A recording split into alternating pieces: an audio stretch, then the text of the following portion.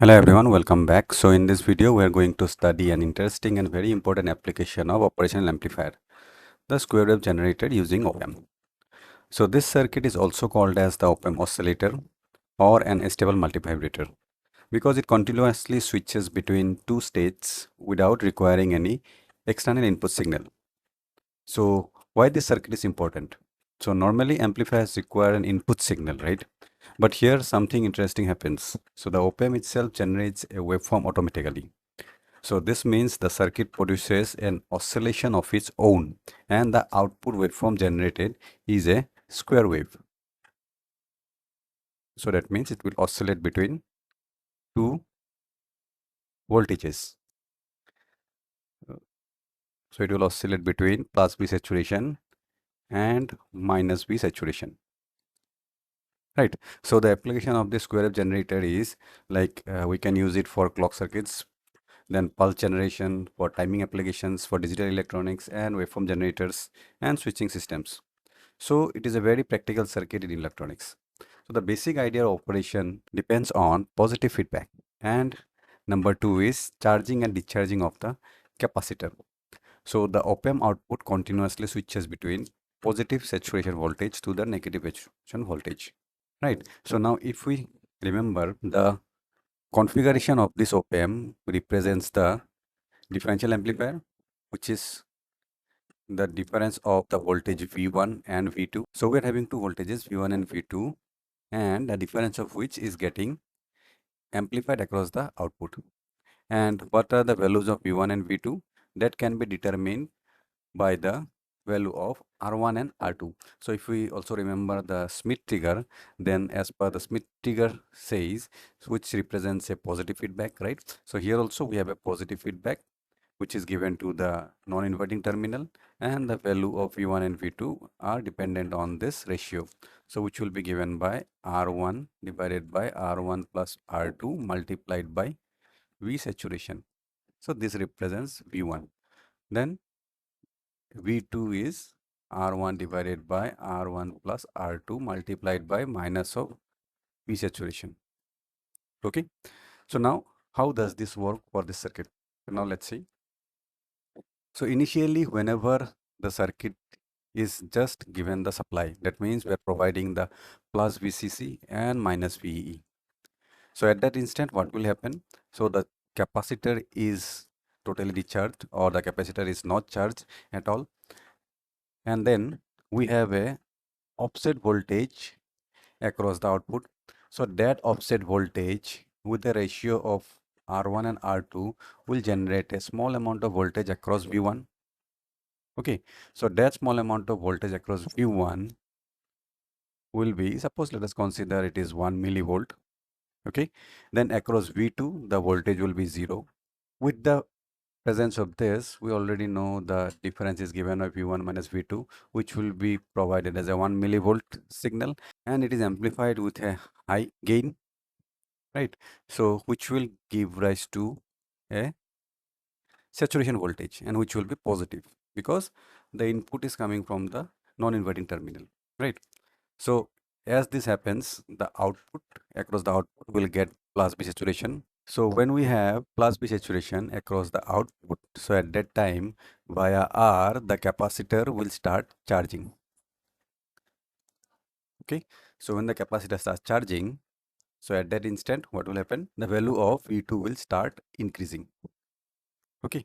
So after a certain period of time, V2 will become equals to V1. So during this moment, whenever V2 equals to V1, the capacitor will keep on charging. Okay. But the moment V2 overcomes V1, that means if V2 is slightly over than V1, then what will happen?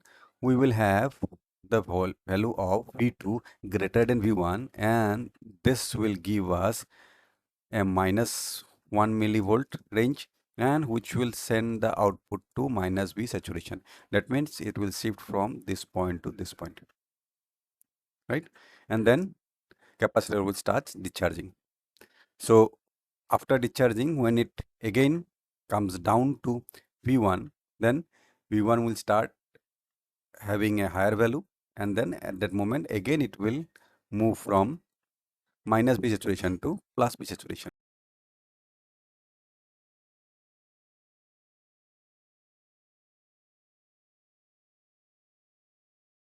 So the shift will take place in between V1 and V2.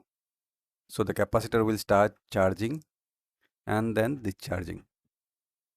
Again it will charge and then discharge, right?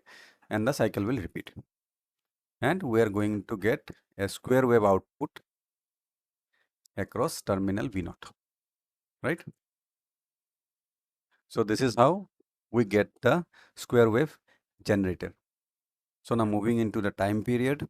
So if we talk about the time period, then time t is given by, or time period t is given by 2RC ln 2R1 plus R2 divided by R2. Okay. Or the frequency, if we measure, it will be given by F naught equals to 1 by 2RC ln 2R1 plus R2 divided by R2. Okay. So now this indicates that the frequency of the output F naught is not only a function of RC time constant, but also a relationship between R1 and R2. So if we do some arrangement, for example, suppose if we consider R2 equals to 1.1 R1, then what will happen? The value of F naught will be shifting to 1 by 2 RC. Okay. So this equation shows that the smaller RC constant, the higher is the output frequency, and vice versa. So as with the sine wave oscillators, the highest frequency generated by the square wave generator is also set by the slew rate of the op-amp. So an attempt to operate the circuit at relatively high frequencies cause the oscillator output to become triangular. So in particular, each inverting and non-inverting terminal leads to a series of resistance RS to present excessive differential current flow because the input of the op-amps are subjected to large differential voltage. So this RS is present over here.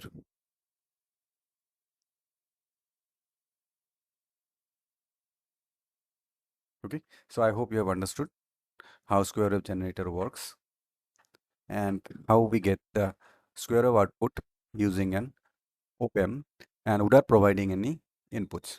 Okay, now so let us consider a numerical. So an example. So let's design an square wave oscillator as shown in the figure, where we have the frequency of oscillation should be 1 kilohertz and the op-amp is 741 with a supply voltage of suppose plus minus 15 volts. So now we have to determine the components of the circuit, right? So as we know, we have considered the condition for R2 as equals to 1.16 of R1, so that we can simplify the frequency equation, right? So now if we consider suppose R1 is 10 kilo ohm, so which will give us the value of R2 to be equals to 1.16 into 10 kilo ohm equals to 11.6 kilo ohms. Okay, so for 11.6 kilo ohm, as this should be a potentiometer, so we can use a potentiometer of around 20 kilo ohms. Okay, so now next let us choose the value of capacitor so that we can calculate the value of R. So the value of capacitor let us consider as around 0.0 microfarad. Now using the equation F naught equals to 1 by 2 RC.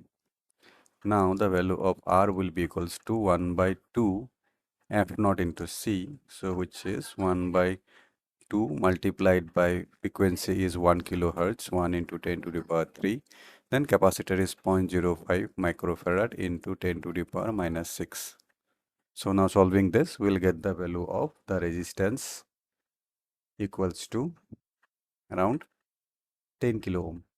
Okay, so now we have all the values. The value of R1 we have calculated. Let me change the color. So value of R1 we have found out 10 kilo ohm, or we have considered 10 kilo ohm. Then we have determined the value of R2, which we are using a 20 kilo ohm potentiometer.